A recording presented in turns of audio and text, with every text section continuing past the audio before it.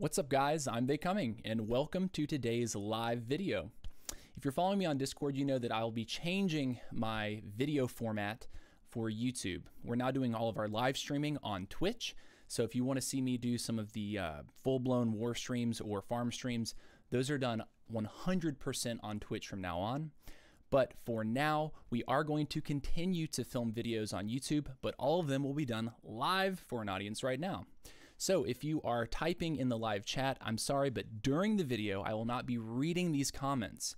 However, at the end of the video, I will quickly read through and find any relevant questions about the strategies that we're going to be talking about today. We have 4 attacks, and I will answer my favorite 1, possibly 2 questions. So anyways, let's go ahead and talk about which attacks we're going to be showing. We have 3 Town Hall 10 attacks to show and 1 Town Hall 9 attack. So let's look at the first one. First one is going to be Crunch versus Scott. Now, this attack, I would call this a Queen Walk Seabo because there's no golem and really 7 hog riders. Typically, when you're talking about a hobo means that, I guess because hobo comes before the bow, that means there's actually going to be quite a few hogs. But in this case, only 7. This is definitely a bowler heavy attack. So this just lines it very beautifully, and let's go and push play. So the first thing that you see him do, he's got 4 loons. Now, what are these loons for? They're for funnel creation. He's going to haste these loons into the mortar, and then they're going to go up and they're going to take out this bomb tower here. And this is a totally value trade. The bomb tower prevents a lot of splash damage coming down onto bowlers. Once they take it out and path across that location, they're not going to be splashed and killed. And then he's got a baby dragon to try to set the funnel, but that haste spell actually does lower the attack speed of the baby dragon slightly. Kind of a strange hidden mechanic there. Meanwhile, he's dropped his queen down here at around 8 o'clock.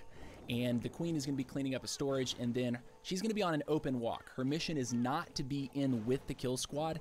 She's not going to be a main attacking force here, but she is going to provide funneling for the kill squad and, you know, clean defenses all the way around the base. Meanwhile, the siege machine and a lot of bowlers, I believe there were 14 there, maybe 15 or 16, dropped in, and they're going to come in from 6 o'clock, head into this Inferno Tower. The King ability forced out early. Unfortunately, he got ahead, but that's actually fine because what it allows is the siege machine to continue to persist. The Town Hall's way over here, so potentially it could go quite far. Now, there's one mistake that the attacker made here, Crunch made. He dropped this jump, I think, a little bit prematurely. He didn't really see exactly how far the siege machine was going to go. I think there might have been a lot going on, so he prematurely dropped that jump. If he had not done that, these bowlers probably would have gone out the backside of the base. That jump could have been used over here, or maybe not even a jump used. He could have just used another rage inside this compartment, and those rage bounces would have deleted everything. But you can see this base has been gutted so far. The healers do nicely swap to these bowlers that are inside the base momentarily, and here come the hogs from 12. They're going to sweep from 12 down to 3 o'clock, and there's just not a whole lot left. I mean, the queen's got the healers back. She's going to be taking out the last splash tower, and these 7 heroic hogs are going to make their way down to these last few Teslas. The base will clean up nicely, so really interesting attack. I can't say that I've seen a lot of, I guess, Seabos like this. I guess I'll go ahead and coin it. Seabo attacks being so bowler heavy and so hog light with no golem. I mean, he had like no tanking troops really, but the siege machine did have 7 giants inside. So let's go ahead and look at the next attack. I'll remind you guys, if you have any questions about the attacks that we're showing today, that you can leave a comment in the live chat, and I'll be reading that at the end of the stream, because this is technically a stream right now. But anyways, here we are. So Freddy goes on to Kitsune. Now this was a base that I had hit previously with my sort of baby 10, and the first hit was, you know, successful enough that he, you know, pretty much duplicates the attack strategy, except he changes where he starts his hogs, and it ends up being an absolute smash. The first attack that I did reveal a lot of, so that played into where he starts. Anyways, guys, I think we had a bit of a connection issue right there, but that is a problem associated with filming live videos like this. I'm guessing that won't always be an issue. We did not have that problem earlier today, but once again, we might be having the issue now. It looks like the connection is once again dropped, which I'm not understanding. The connection is kind of spiking all over the place. Hopefully, it's going to be better for us, but the hog riders, as you could have seen, did start at the town hall and swept up towards 12. So with the very strong entry of his siege machine down at 6, headed towards that town hall, this ended up being a nice, easy smash. So GG well played to Freddy. And in post-production, we might actually be able to go back and see exactly what happened with the recording right there. Hope it's not going to do that for the remainder of this video. Let's go and watch the third attack. The third attack of the stream, or this I guess recap or tutorial video, is going to be me. So this is my baby 10. So if you're a kind of a lower Town Hall 10, I don't think that hitting a low Town Hall 10 really feels that much different from hitting at Town Hall 9. Obviously they have, you know, an extra bow, an extra bomb tower, and also they have these 2 Inferno towers. But if they're not upgraded, the level 1 Inferno towers are just not that daunting to really go against. They are going to heat up at the exact same speed, but the max damage that they deal is going to make it so that if you have a siege machine, that siege machine is actually going to last just a little bit longer than it normally would. So my plan right here, so this is basically a queen walk hobo, but there's not going to be any golem in it. The CC does include, I'm pretty sure I had some Valkyries in there just to smash ahead, or was it more bowlers? Can't quite remember. But let's go and watch it. So I'm going to drop my queen at 12 here. The queen is going to go from 12 over to 3 o'clock, and her goal, actually during the planning phase, was her to follow in behind the kill squad. She doesn't do that. I catch a black mine onto my baby dragon up here, and I'm forced to drop an extra wizard.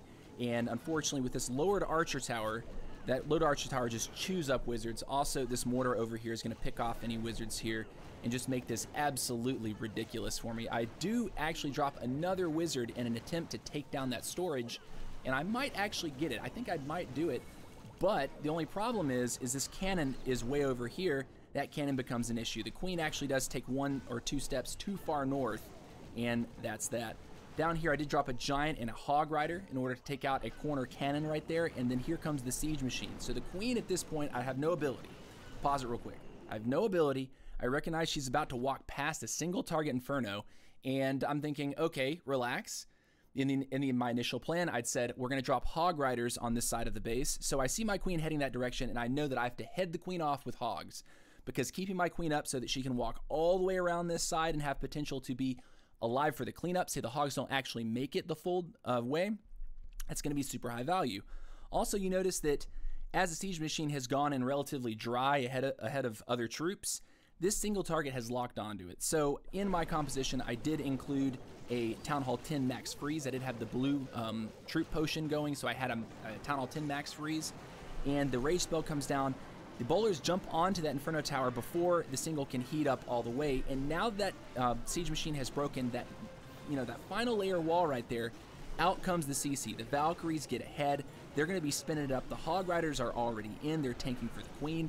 And inside the core, you have a king, you have Valkyries, you have boulders, and hogs are coming across the back end. Now, I think I made a mistake during this attack in that I didn't attempt to heal this top compartment at all. I had 4 heal spells. I could have been fine if I'd wasted, or quote-unquote wasted a heal spell inside of that compartment. But I have a lot of hogs proceeding into this Tesla farm. Again, this was a fresh hit, and everything is looking like it's going okay. I have 3 more heals. I mean, and look how much is actually left here. Heal spell down. I tried to cheat it as far as possible to get the most value out of it. That went well, and then they come over here, and then I'm going to have to heal again. Now, I probably should have just healed. I should have pre-healed this, because some of the hogs aren't actually inside the heal spell as they jump that wall. Only 4 hogs remain. So as I'm coming over to this mortar, I recognize, okay, I have 1 heal spell left. I have 1 point defense. I should be good, right? I'm just going to heal over these 4 hogs. Catch a spring trap, left with 1 hog rider. Goodness gracious, dude. Unreal.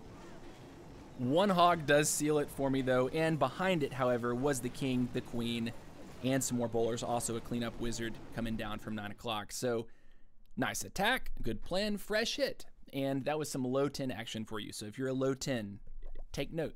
That was a strong army composition to use. Finally, let's go and find my hit. Here we go. This is a Town Hall 9 hit. I actually love this hit. I could talk about this hit for a long time. Look at the comp real quick. So it's going to be a queen walk into 2 golems, 15 wizards, baby dragon, 2 minions, and 6 hogs. 2 rage and 2 heal. So whenever you see this kind of composition and you have only 6 hogs, no heal spells, you immediately have to understand that the attacker is going to be using the hogs surgically, meaning he's going to be looking for available tanking, a way to sneak hog riders into distracted point defenses, and to get maximum value with just a few hogs. And we do that very, very well in this attack. Also, I'm not going to tell you what's inside of my CC because that's the big surprise for this hit. And that was the beauty of it, really. Push play. Here we go. So here is the queen. She's over 3 o'clock. We're going to put some funneling wizards down. I actually missed the tile, put that first wizard 1 tile too close to that collector. But as soon as that collector goes down, the queen funnel is set. She is going to want to step up and turn, go left, and come down towards 6. So for the queen walk, I do intend to handle the CC with the queen. So I do choose to rage the queen once and also poison. If I had double poisoned here, I still don't think that I would have survived the encounter without using something. So I think I maybe got a little too cute here. The spells came out perfectly. The thing is, with 2 Valkyries and a baby dragon, even under poison, if you don't pop that ability, that queen is going to die. So knowing that I've already used my ability, already used a rage, I drop in a golem ahead. So this archer tower is not locked onto my queen yet. The queen can handle that single point defense. She can't handle more than that. So at this point, we're looking good. The second golem comes down, wizards to help shave off that trash and further funnel the queen, funnel these golems to go in the base, and then the jump spell shortly comes down over the wizard tower. So this one's looking good so far. Queen is powering down. The king is now behind. Probably could have dropped the king a little bit earlier, but notice I put a baby dragon onto the town hall with 2 wizards, and that baby dragon is actually instrumental. I'd say this is a fine point of this particular hit. Baby dragon is going to tank the archer tower and the wizard tower. A wizard to assist the baby dragon and 2 hogs to take out this archer tower. So now that that's happened, the queen has nothing to target down on this bottom left side. She has to go up to the core, and she's going to be aiming right at the queen, right at the bows, right at the sweepers, and that jump is going to have plenty of life to get her across everything. So we do rage in just a second. The king ability actually wiped out the queen, but that golem there. So I rage not just the queen, but the golem. The queen is not taking too much damage. It doesn't matter that she's not being rage healed. That wasn't necessary, and here comes my CC. Now, on the first hit, KS Jazz hit this first. I believe he went stoned from 12 o'clock and he tried to hog the rest. Because he found all these hidden Teslas, there's just too much DPS. The golems pretty much died before he even got his heroes in. His king went across, the queen went across. I don't think he barely killed the queen and dealt with the CC. So there wasn't a whole lot of troop space left for hogging, and there was just too much base left. So when I flipped the attack, I said, well, how are we going to handle this top side if we come in the back like that? And I thought, well, a max CC golem with wizards behind it, let's just go the back. And it ended up being the perfect solution for this. There's just not a ton of point defense, plus the queen is inside with healers. You know, she's going to be sustained, and she's also going to help tank some of the point defenses. And now that that golem is onto that mortar, check it out. We're going to drop 2 hog riders in onto this cannon. And also we're going to go with 2 hog riders to this mortar, and this wizard tower is going to slowly be chipped down. I don't think the wizard tower actually dies. I think they do catch a bomb, but look, beautiful golem doing his duty, tanking up, and just massive amount of wizards cleaning all of the trash and smashing the rest. I do swag the poison on the clan castle location. So yeah, dudes, this was super fun. I do appreciate if you're watching this live, tuning in. But that is going to do it for our war recap. I don't see any questions in the chat, so you guys will have to save those, I guess, for the VOD, which will be published live shortly after this. I believe it will be less than 1 hour. Usually the VOD does go live. So once again, thank you for showing up. Hope you enjoyed this attack tutorial. If you showed up late, be sure to watch the VOD because there are 4 attacks that we showed. So do the math. How many did you actually see versus how many we actually did? You might want to go check out the first 3. Those were TH10. Much love, and I'll see you later. Peace out.